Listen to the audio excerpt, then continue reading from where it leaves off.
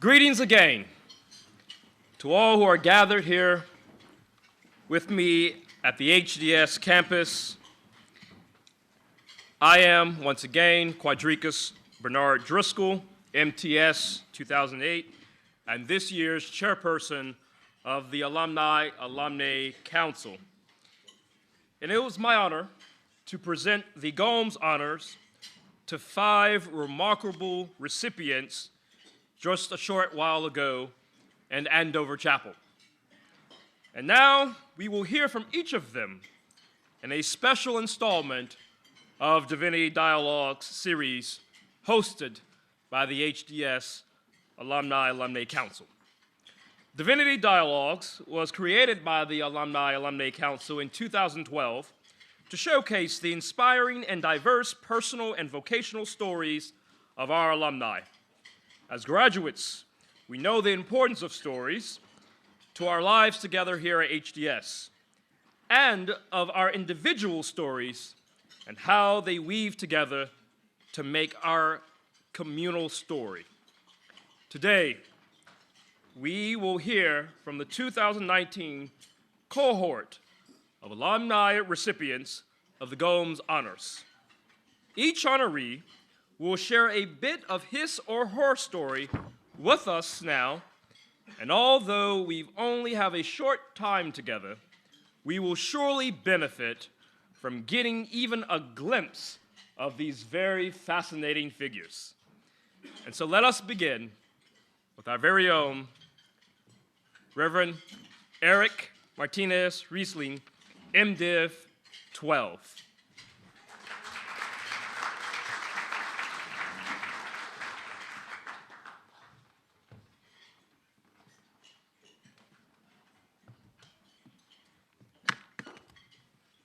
It's hard to compete with lunch, so I won't be offended if...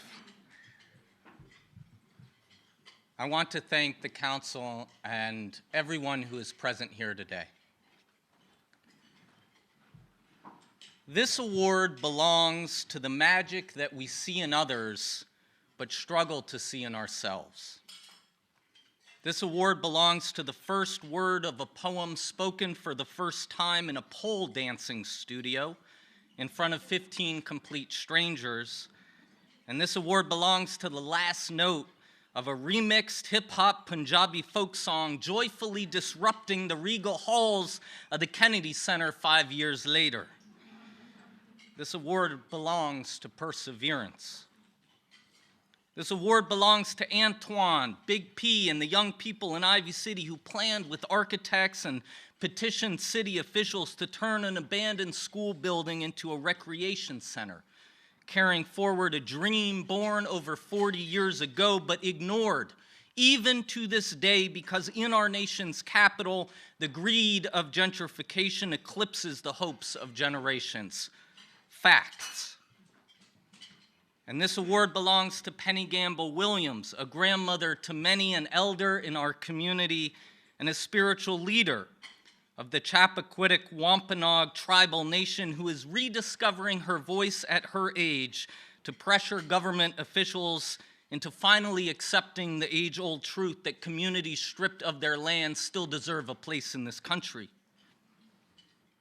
This award belongs to all of the ancestors and all of the elders and all of the youth who have been doing this thing we call innovation for a very long time, often without resources, often without recognition, hiding maps to freedom in freedom songs, rectifying whitewashed histories and community murals, transforming generational trauma through movement and dance and prayer.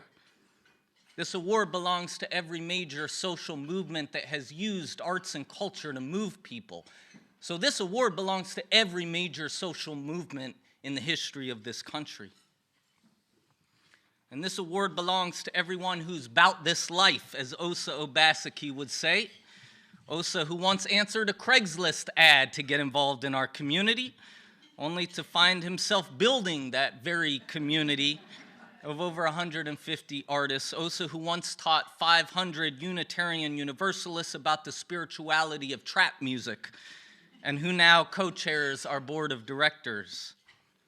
This award belongs to the incredible artists and activists and organizers at the sanctuaries and all those beyond the sanctuaries who not only look but see, who not only listen but hear, who not only act but strategize, to the leaders and those leaders in training who know that communities know best what's best for them, who refuse to give people a voice because they're committed to amplifying the voices that people already have. This award belongs to integrity. This award belongs to turning down partnerships because they're not transparent, and turning down projects because they're not accountable, and turning down profits because they're not equitable, and turning down possibilities because they just don't sit right in the soul. And unsurprisingly, this award belongs to budget deficits. But it also belongs to donations and to the gift of being surprised by people's generosity. This award belongs to the rainy afternoon I sat in my car weeping and on the verge of giving up altogether because I couldn't handle one more artist bailing last minute. I couldn't handle one more leader moving away, one more grant falling through, one more conflict breaking out, one more person I so deeply cared for and loved leaving. This award belongs to being overwhelmed by the grief of so much loss. And this award also belongs to finding Amini Glover with us today. My prayed up, trained up, fired up, truth-telling, mic-dropping, soul-stirring co-director who called, yeah! And so many adjectives, but I was told I had to keep it to 8 minutes. Who calls me and our entire community to our higher selves. This award also belongs to falling short, to saying hurtful things I didn't mean, to doing things I shouldn't have, and to not doing things I should have, and to so often not knowing what to do. This award belongs to limitations, and to overcoming limitations through collaboration by uplifting the we. And this award belongs to this very community, this HDS community of scholars who serve communion and of chaplains who risk arrest and of activists who whisper Bismillah before grabbing the megaphone. This award belongs to my first Halloween at HDS when Tiffany, Jeannie, and I dressed up as 3 signs of the biblical covenant. I was the Sabbath, Tiffany was a rainbow, and Jeannie had the great honor of dressing up as circumcision.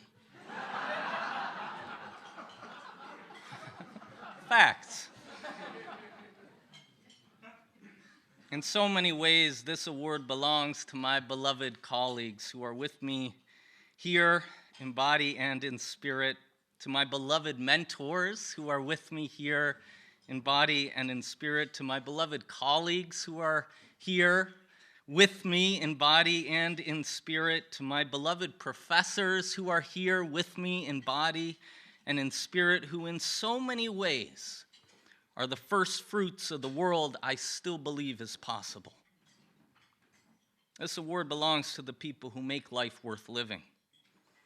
So this award belongs to my family too, to my wife Jackie, whose love reminds me of what's truly important in life, to my family-in-law, whose faithfulness reminds me that all of this is worth it, even though it's hard. To my brother, whose thoughtfulness reminds me of the goodness in this world. And to my parents, who are also here today, whose unconditional support reminds me that I am enough. And this award belongs to my Creator, whose mercy sustains every breath that I take, whose grace beats the heart in my chest, whose patience guides my calloused hands, squeezing ink through silk screens, printing posters on the eve of marches, mobilizing thousands in the name of futures, fulfilling promises uttered by ancestors of generations past, my beloved, in whose remembrance my heart finally finds rest. So this award belongs to me in this moment, not to hold, but to carry on behalf of so many. Thank you.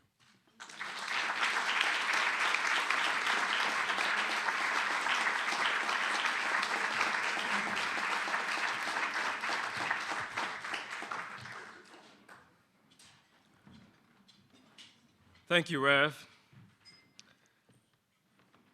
And now, we will hear next from Salma Kazmi, MTS 2009.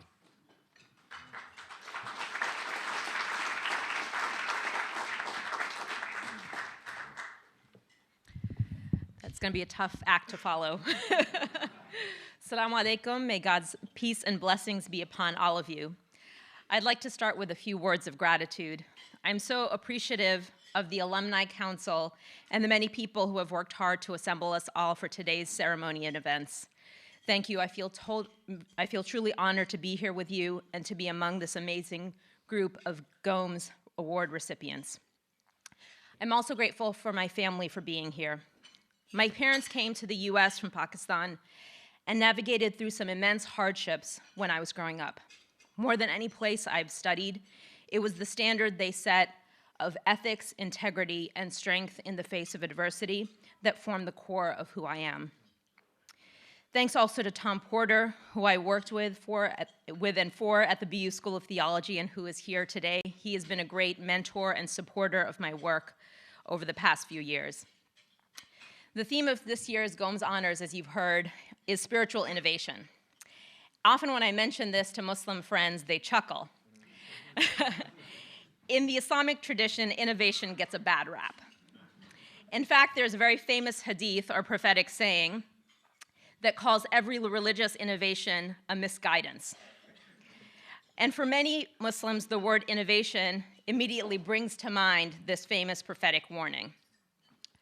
But of course, to see innovation only in this light is very limited. Any new circumstance not previously encountered requires some level of innovation to navigate, whether intellectually, socially, or otherwise. In the early history of Islam, the decision to simply compile the Quran into a single volume was initially met with hesitation because it was a task not completed during the life of the Prophet himself, and therefore was suspect. Nevertheless, as the first generation of Muslims approached death, it became clear that the long-term survival of the Islamic tradition would depend on the written preservation of its central text. And so the compilation of the Quran may be considered an innovation. American Muslims, and perhaps all modern Muslims, are constantly running into new circumstances not previously contemplated by our tradition. Each of these is an opportunity for innovation. We are forced to find new ways of understanding things, new ways of doing things that fit within our context and address our unique needs. Navigating these realities is something many Muslims do individually, and it is also a journey that needs to be undertaken through the work of institutions. The scholar Omar Farouk Abdullah calls this work a cultural imperative that must be undertaken deliberately to produce a successful indigenous Islamic culture in America. One of the things that inspired me to help build the Islamic Society of Boston Cultural Center, the mosque in Roxbury, was the vision its architect had of blending Islamic and Bostonian design elements. He pursued Dr. Abdullah's cultural imperative through architecture. I saw that he and others leading the project were trying to reimagine a Muslim religious space as it might look in a new context, where few mosques have been built from the ground up. Instead of replicating designs from elsewhere, they were undertaking the work of innovation and thereby setting a tone that I found tremendously hopeful for the future of the American Muslim community. The architect blended the brickwork and arches familiar to Bostonian buildings with a dome and minaret that are found in places like Turkey and Egypt and Pakistan. This architectural imagination was a physical rendering of what many Muslims born to US immigrant families have striven to do with their lives, blending this from here and that from there, the spiritual and the mundane, the domestic and the foreign, into a fabric of lives that feel authentic and whole and complete. My time at HDS was also an essential part of helping me frame the questions and issues that lie at the heart of Dr. Abdullah's cultural imperative. How do I live as a person of faith in a secular society? What has been the path of other religious groups entering the American social fabric, and what can we learn from their experience? How have Muslims in other times and places attempted to answer the questions of modernity? How do I engage intellectually with my peers of other faiths in addressing critical social issues? Prior to my studies at HDS, I had also spent time studying with traditional teachers in Syria, and I had completed a variety of Islamic community-based educational programs. HDS offered an important counterpoint to all of these. In traditional settings, the mode of learning is immersive and prescriptive. The student is the recipient of the wisdom of the teacher, and intellectual training is closely intertwined with spiritual, behavioral, and ethical formation. All of these are beautiful. My time at the ISB Cultural Center was similarly an immersive experience. The community at that time was quite insular. And though I was a staff member and had professional responsibilities, much of what I gained from that experience was through my constant companionship with people that put faith at the heart of their lives. HGS, meanwhile, was an opportunity to step back, to think, to ask questions with and of others who are wrestling with their own questions about faith, community, justice, and spiritual life. It was at HGS that I first attended a student-run conference on Islam in America, a still emerging area of study at the time. My time here gave me the language to be able to have meaningful conversations with Jews and Christians, and later provided me with a framework for thinking through Boston Islamic Seminary's curriculum. At the Boston Islamic Seminary, we tried to reimagine traditional Islamic learning in the context of contemporary needs of Muslim communities and future Muslim leaders. We tried to bring together traditional modes of learning with academic and skill-based modes that are more common at HDS and other Western seminaries. We thought about our coursework through three lenses: text, context, and skills, considering what Muslim communities and religious leaders were missing today in each of these areas and how to weave them together in an integrated whole. HGS was central to all of this work, and for that I am truly grateful. Thank you so much for recognizing all that this school has done for me in the past few years.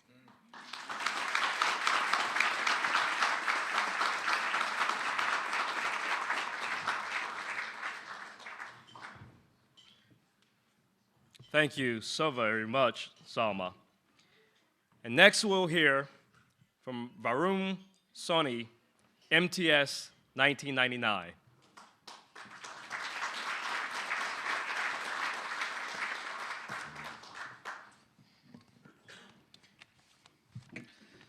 Good afternoon, everyone. I guess I'm representing the 1990s today. It didn't seem like that long ago, but golden age of hip hop. So I'm so honored to be with you today and to return to my alma mater in this capacity. It's especially meaningful because as a student here at Harvard Divinity School, I was deeply inspired by Peter Gomes. I believe I met him for the first time right here in this room during a weekly tea.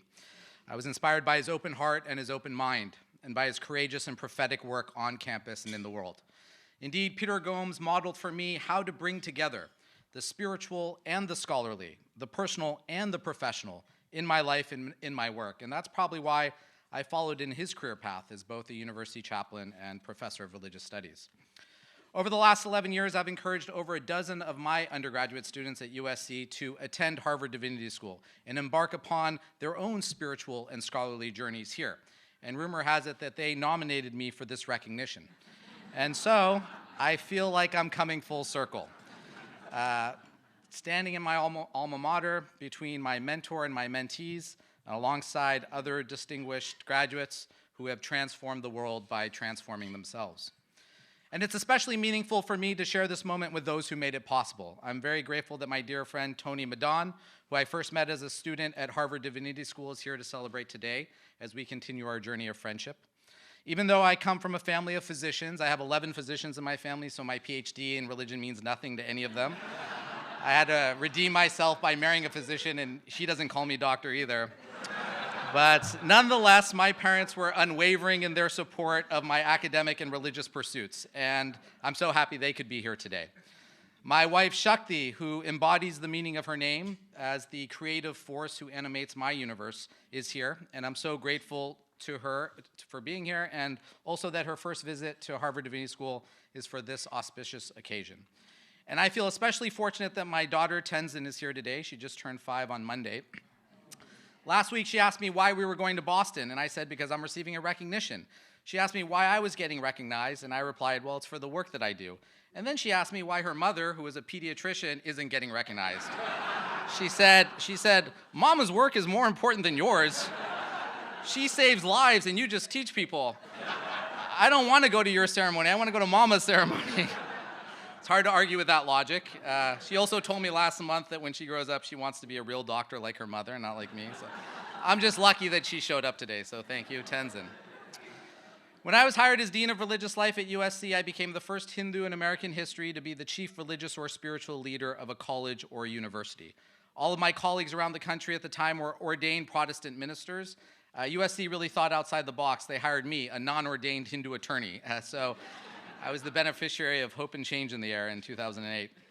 I have the great privilege of overseeing more than 90 student religious groups as Dean of Religious Life, more than 50 campus chaplains representing every faith tradition and many denominational perspectives. And I get to do this work in the heart of Los Angeles, which according to Professor Diana Eck is the most religiously diverse city in the world.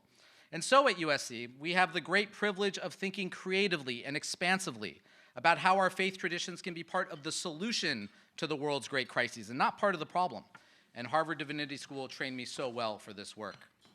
Throughout my career, I've seen firsthand how colleges and universities can be extraordinary locations for reconciliation and engagement. At USC, we have students from 120 different countries and all 50 states, representing many religious, spiritual, and philosophical perspectives, identities, and histories. I have seen students come together from India and Pakistan, from China and Japan, from Israel and Palestine, students who come together from regions that are historically antagonistic toward each other. And they work together, they learn together, they play together, they love together, and they courageously tell new stories about themselves and about their world. Stories of redemption and healing, stories of creativity and possibility. And I have seen students from all the world's religions come together around their shared hopes and their common dreams, around their interfaith aspirations. They grow deeper in their own faiths by learning about the faiths of each other, by visiting each other's houses of worship, by reading each other's holy texts, and by serving the larger community alongside each other. But despite the light that animates a student's university experience, there's a long and dark shadow that falls over it too. Over the course of the last several years, my confidential pastoral conversations with students have taken a troubling turn. Whereas students used to ask me, how should I live? Now they ask me, why should I live?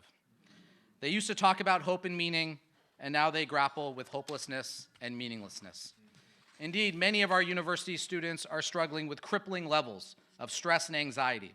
And every year I encounter more depression, more suicidal ideation on campus, and more students who are in crisis. What I've noticed for many students is that there is an underlying root issue that they are wrestling with, and that is that they are really lonely. I believe that we are now confronting a spiritual crisis of loneliness in American higher education.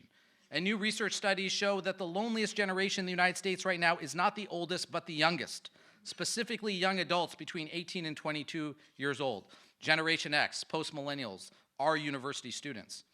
I never got this question in my first 5 years on the job that I now get almost every day from students. How do I make friends? They may have 1,000 friends online, but they may not have any real friends in real life. They may be experts at talking with their thumbs, but not so much with their tongues. And as a result, many university students feel as though they don't have a tribe or a sense of belonging. And in the age of connection, they feel disconnected from themselves, from each other, and from what it means to be human. And so, as the Vice Provost of Campus Wellness and Crisis Intervention at USC, I think deeply about what it means for young people to feel human, to feel connected, and to feel like they are thriving and flourishing in their lives. And once again, Harvard Divinity School trained me so well for this work. Studying religion here taught me more about what it means to be human than what it means to be God, as I view religion as a language that empowers us to ask and answer the ultimate human questions of meaning and purpose, of significance and authenticity. And so even though I work at a secular research university, the practices, perspectives, principles, and pedagogies I encountered here at Harvard Divinity School fundamentally shape the work that I do every day to support students in their spiritual and scholarly journeys, especially in terms of ritual and mythology, contemplation and meditation, emotional intelligence and resiliency, gratitude and joy, and service and self-care. I now build and run secular programs on campus focused on human connection, from a university mindfulness initiative to a new course on well-being, from drum circles to dream analysis groups, from laughing yoga to primal scream sessions during finals, from community teas to coloring book activities. These are all ideas I got from my time at Harvard Divinity School, and I'm not gonna lie, also from my kids' preschool. As members of the Harvard Divinity School community, I strongly believe that all of us here have the extraordinary opportunity to be spiritually innovative, as Peter Gomes was, by translating the timeless wisdom of our religious traditions into timely action for this day and age. Such an approach means that we proactively engage with secular entities, that we focus on what it means to be human, and that we act and move in the world in a manner that is consistent with our values and our ethics. And as we do that, may all of us here be deeply inspired to offer our gifts of love and service at the altar of humanity. May we recognize once again that we are not isolated beings, but deeply connected in miracle and in mystery to this university, to this community, and to each other. And may we all continue to fight on together. Thank you.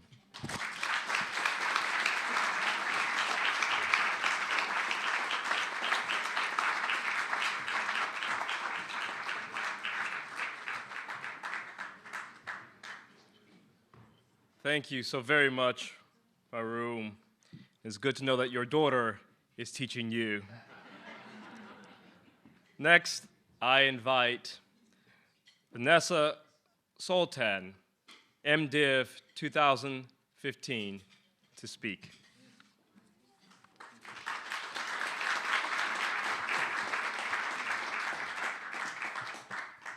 I brought my phone up because Dan Smith, my preaching teacher at HDS, taught me that going over is the highest sin of any preacher. Before I get started with my prepared remarks, I actually have a favor to ask of the group. I was chatting with my fellow honorees during our photo session, and they were all mentioning that their families were here, and I was like, oh man, I thought my mom was being a crazy Jewish mother when she was like, I'm gonna fly out for this, and was like, no, Mom, that's so dumb. So I made them all promise that they wouldn't mention on camera that their moms were here, and they are all liars.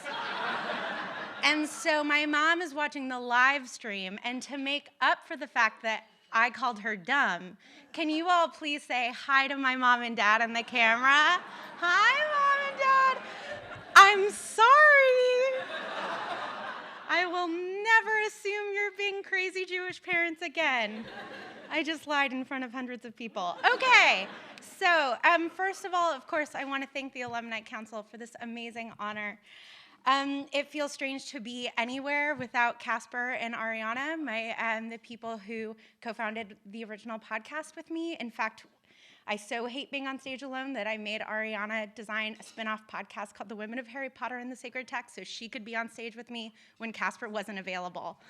So, and I really want to thank the people who were so supportive of me while I was at HDS, not just my parents and my brothers, but Stephanie Paulsell, who basically birthed me, Amy Hollywood, Matt Potts, Laura Tuak, Emily Click, Dan Smith, Kerry Maloney, Dudley Rose, Mike Motia, and Cheryl Giles. Many of you are in this room. I'm sure I'm forgetting people, but also the people, my cohort members, Lauren Taylor, Rebecca Ledley, Julia, and then I also want to thank my partner, Peter, who was not supportive when I was at HDS, and it happens to be because I didn't know him then, but I think that's a poor excuse.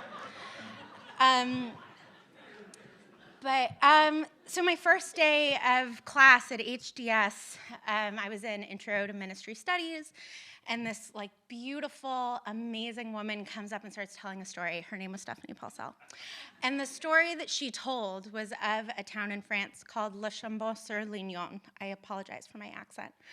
And it is a town in France that was committed to the idea, because they were oppressed Protestants in Catholic France, to the idea of radical hospitality, that whenever anybody knocked, that they would open their doors. And I'm the grandchild of 4 Holocaust survivors, and this town saved over 1,000 Jews from perishing in the Holocaust. And so this story really grabbed me. And it didn't just grab me, but I thought, oh my goodness, I found my home. I found a cohort full of people who this is the first story that they want to hear on their first day of school. They want to be committed to training themselves to be ready to open doors when people knock.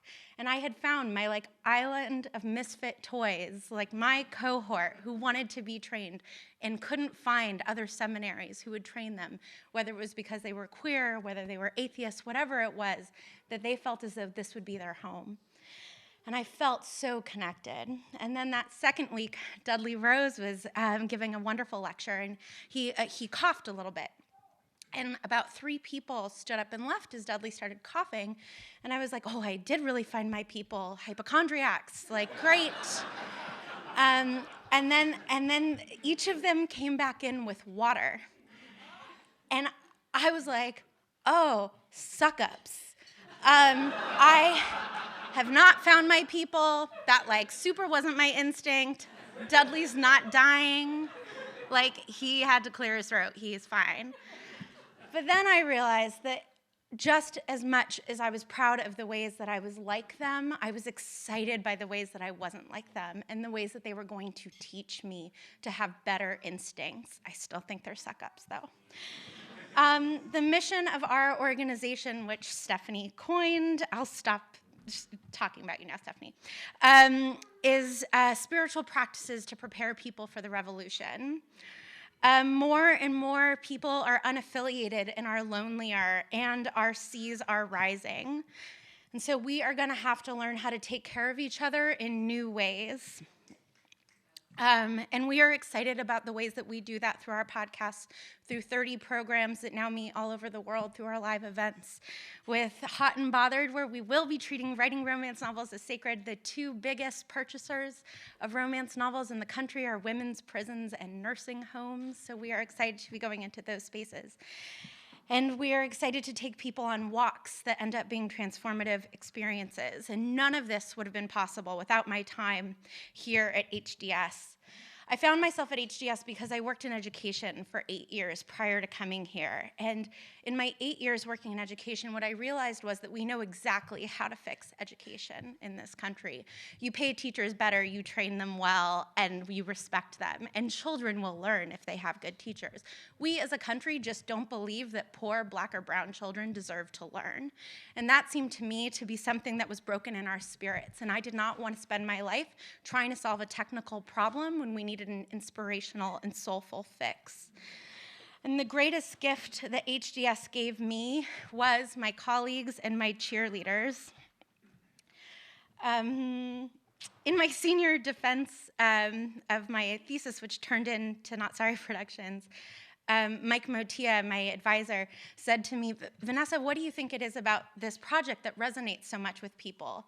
And I was like, what people, Mike, you and Stephanie? Like, nobody knows about this.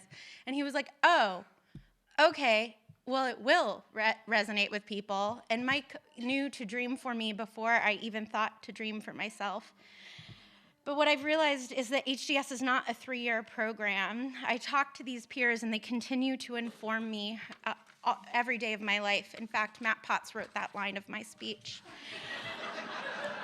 I am, as we all are, concerned about the future of religion. I am worried that without congregations, we will not have a place to take care of our environmental refugees, to do our blanket drives, to host our AA meetings, and to make meaning of our grief and to celebrate our love. But I was just on a road trip and saw 2 of my fellow alumni. And I know that what I am doing happens to be visible, and I know that it impacts people, and I am grateful that my gifts can support people in their lives. And so many of my peers, my friends, Abby and Olivia, who I just saw in Minnesota and Ohio respectively, are out there doing the real work of meeting people in their acute pain. So I am grateful for this honor, and I wish I could share it more explicitly with them, for they pull me from my despair with the work that they do. I am scared for our future, but my fellow honorees and the other people in this room make me hopeful. So thank you for keeping me from despair and for this great honor.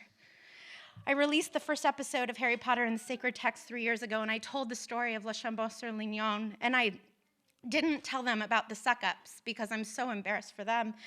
But what we are trying to do is fill the gap for people who don't have the opportunity and privilege of being in rooms like this at HDS, to learn from the people who I learned from, to meet the Abbies and the Olivias and the Stephanies and even the suck-ups. So I would like to take that little bit of hope that I feel in this room out into the world. Thank you so much. I went over time. Sorry, Dan.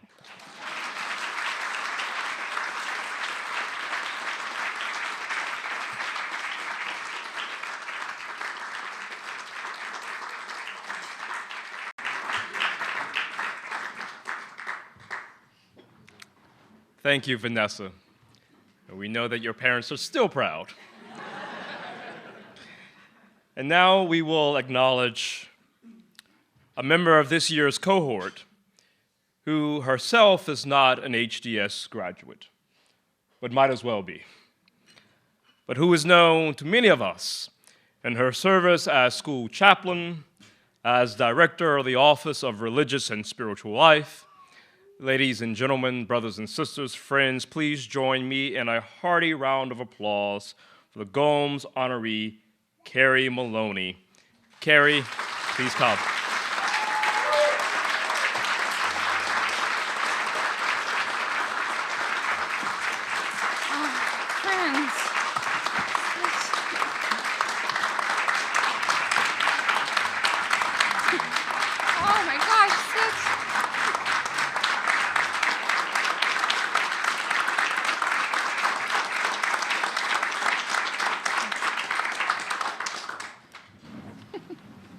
Here's a Sesame Street question for you. Which of these things is not like the others?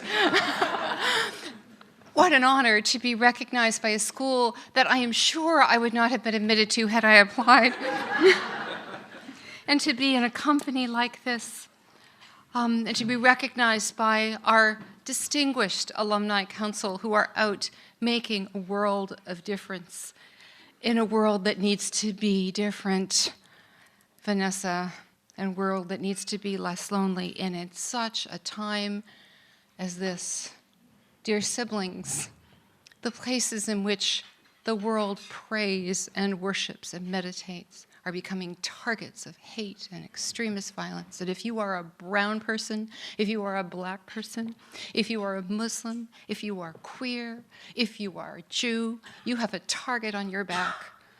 And it is our privilege and responsibility in this place to tend to that and to try to make the world not only safer but more just and to work across divides.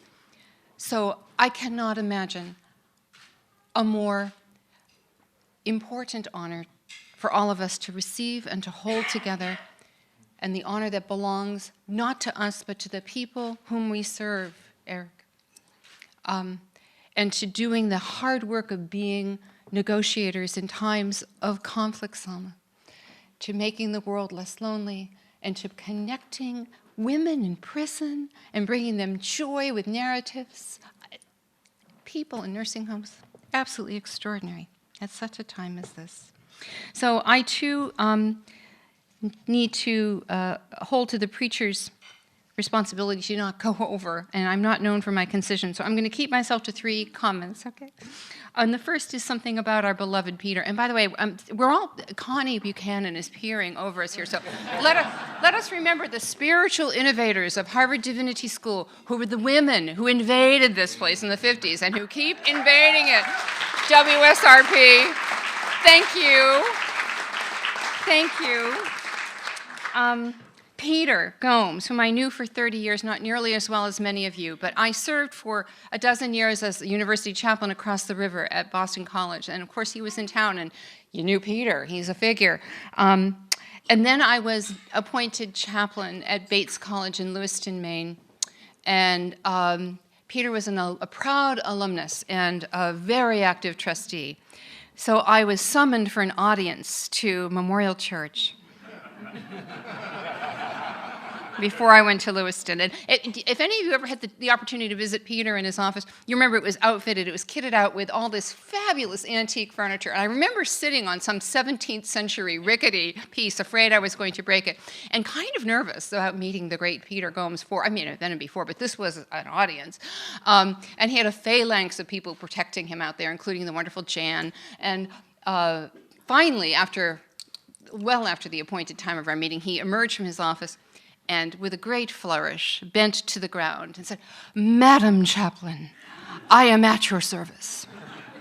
And so he was.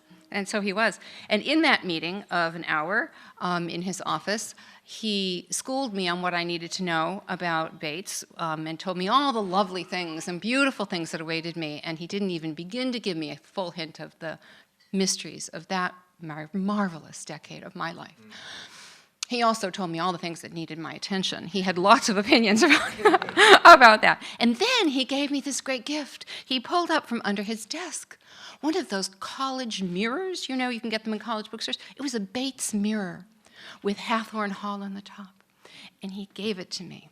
And I said, "Oh, Peter, I can't take this. This is too precious a gift." And he then freely admitted to regifting it. And he said, with characteristic self-deprecation, "My dear, my friends and foes alike would agree that I would do well to be relieved of at least one image of myself."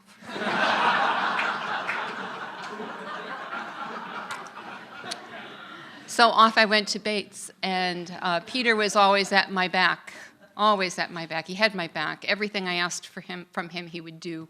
Whenever I asked, he would come, and he was the beloved son. There was the prodigal son. When he'd come, we'd slaughter the fatted calf, and everybody came out. He was beloved there.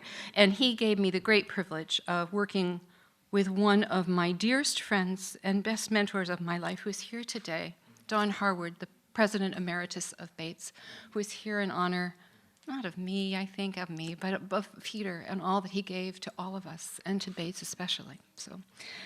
So that's my first little handful of things to say. The second little handful of things to say is something about, I'm supposed to talk about spiritual innovation and what I've learned while at HDS.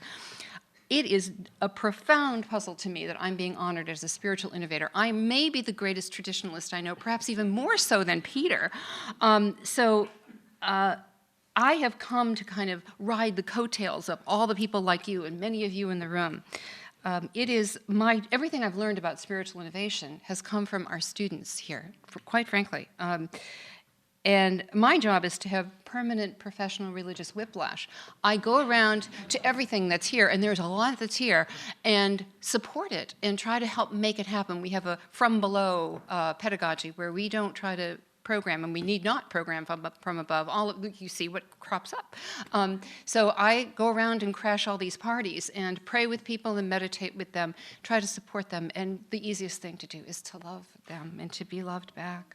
So that's my job. But I will say that when I arrived here 15 years ago at the beneficence of Stephanie Paulsell and Dudley Rose and Bill Graham, who was dean at the time, to serve first as the Associate Director of Ministry Studies and then as chaplain and Director of Religious and Spiritual Life, the school was in a bit of a shift. We were trying to figure out, what do we do with this new religious landscape? And we were shifting the MDiv curriculum to look like that and to address how we educate people for this time and how they educate us.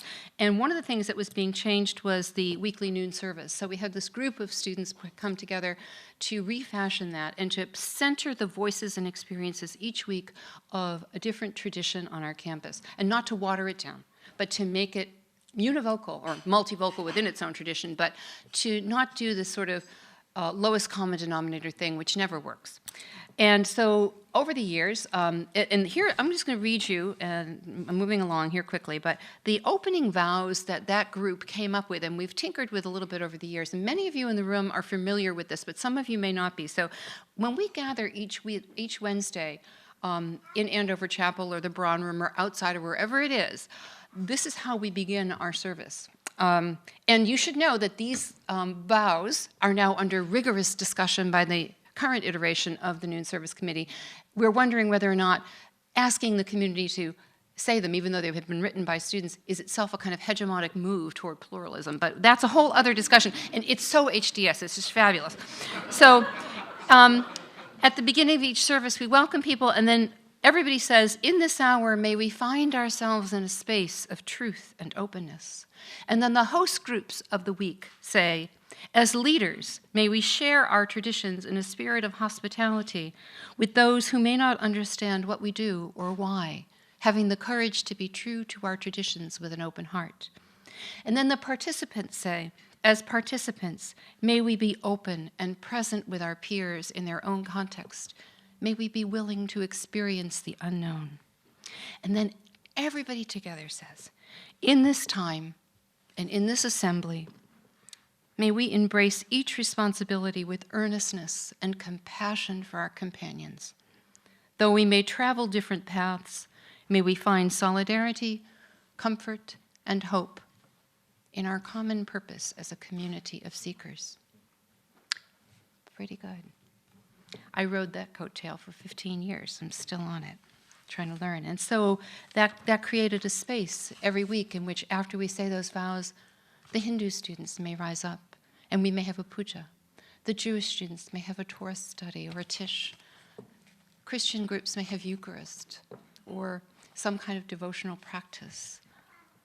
We pray Salat. We just did our most recent one was a preparation for Ramadan with our Muslim students. It's quite remarkable. And I think in those vows, we get at the aspirations of what HDS is trying to be about and trying in this world to be about. I would just call out, all of you in the room who are doing this work. And some of our current students who should be getting this award. Katie Gordon, MTS, graduating this year, founder of Nuns and Nuns. The HDS students started this project here of gathering the religious nuns and women religious who are largely elderly to come together around joint missions and shared values. Katie's going to be the very first, when she graduates in May, the very first Joan Chittister Fellow for the Benedictine Sisters of Erie, Pennsylvania. Who knew? Jamie Drucker, MDiv, this year, came here as an educator, wasn't sure what she wanted to do, became a proctor in the yard and became so indispensable at Hillel that in January they hired her as the reform director, the director of the reform minion at Harvard Hillel. She's already full-time employed. She's graduating. She's on her way. Dr. Christine Mitchell graduated with an MDiv. I'm going to cry, in 2012, and has lived through 2 open heart surgeries, several strokes, many things going on. She's public about that, so I can say that. Just defended her PhD at the Chan School last week. She works at the intersection of mass incarceration and public health, and she's off to Oakland, California to continue that work. Reverend Willie Bhadrak II, MDiv 15, Associate Pastor of the historic 12th Baptist Church here in Roxbury, founder and CEO of Bold Mold, which takes young black boys and keeps them alive and gets them out of high school and into colleges. Remarkable. Allie Jablonski, MDiv 17, Unitarian Universalist Interfaith Chaplain, newly appointed at Tufts New England Medical Center, working this year to ensure that the institution has, for the first time, an institutional observance of Ramadan. And on and on and on, like so many of you, the people where's Susan Lawler? There she is. Susan Lawler's team has chronicled through her remarkable library of alumni stories in her career services video. Watch it. It's astonishing.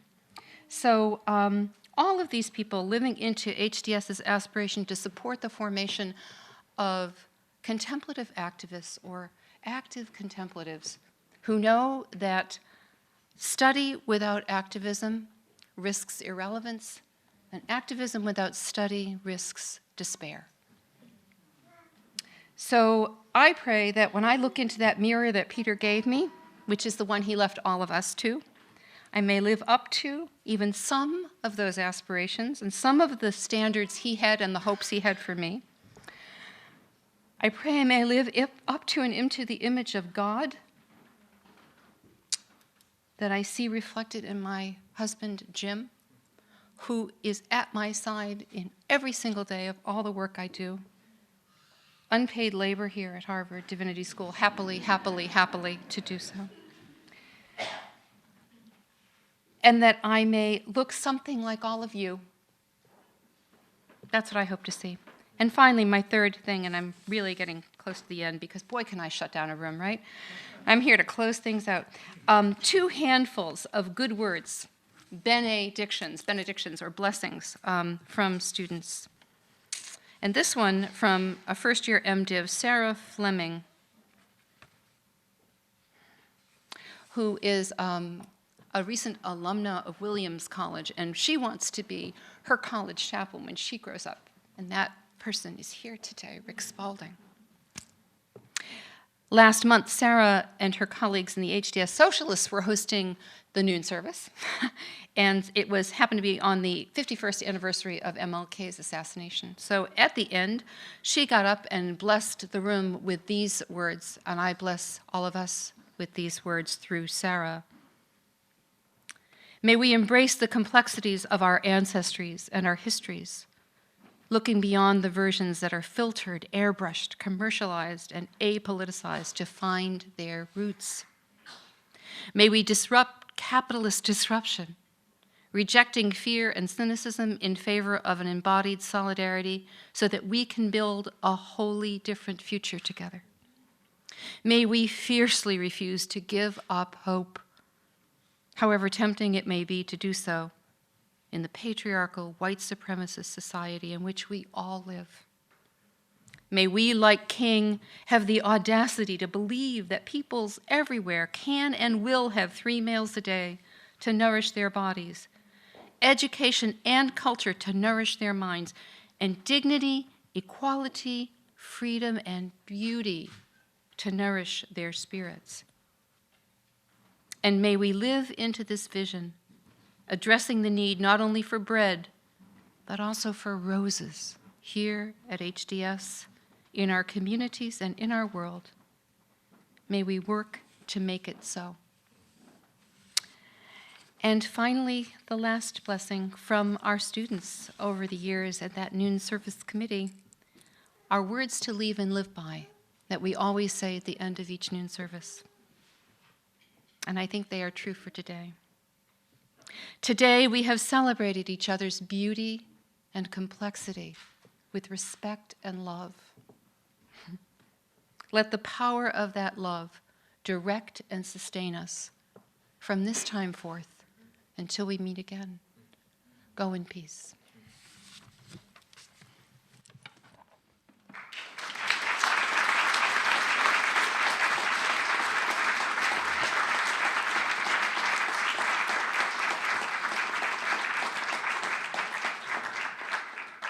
Thank you, Kerry. And indeed, you are an inspiration to us all. Ladies and gentlemen, brothers and sisters, friends, may I present to you again Erik, Salma, Varun, Vanessa, and Kerry, the 2019 Peter J. Gomes Honorees.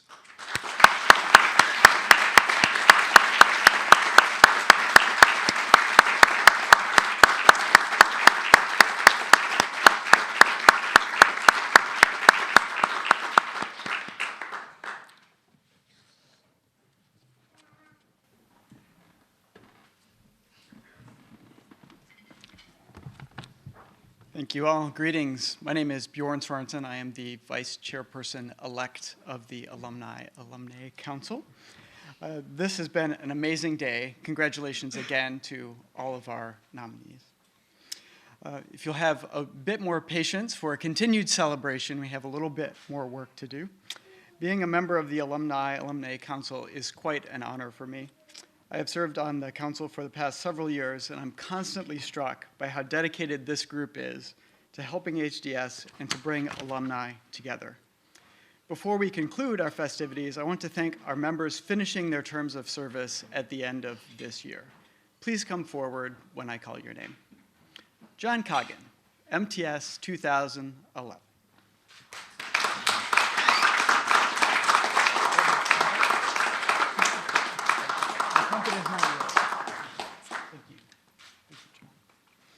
Celine Ibrahim, MDiv 2011.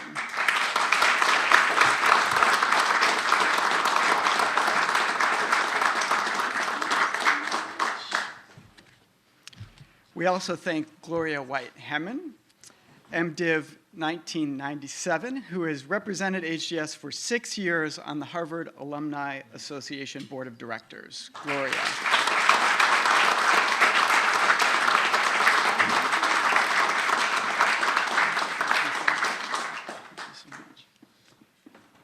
And just a personal note of thanks to Quadricus, who we will honor more specifically in private later with much fanfare. It's been a pleasure to serve with you, and it's been an honor to have you as our fearless leader over the last year. We've been so fortunate to have all of these incredible people on our board for the last 3 years. Thank you, John, Celine, Gloria, and one other note, though he's not able to join us today, Bernie Campbell, MTS 1988 is another outgoing member, and I'll thank him in person in New York when I see him later this week. So please join me in thanking all of these wonderful folks.